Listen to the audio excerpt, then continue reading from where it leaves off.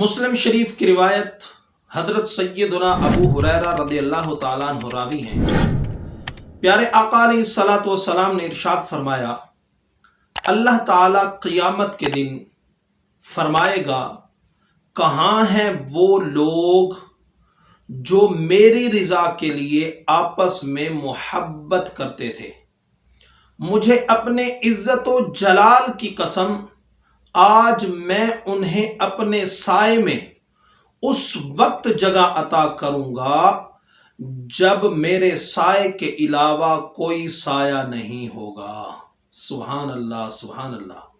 تو کسی سے محبت کرنی ہے، اللہ کی رضا کے لیے محبت کیجئے، اللہ والوں سے محبت کیجئے، اللہ کے پیاروں سے محبت کیجئے، دین کی راہ میں چلنے والوں سے محبت کیجئے، علماء سے محبت کیجئے، اللہ کی رضا کے لیے۔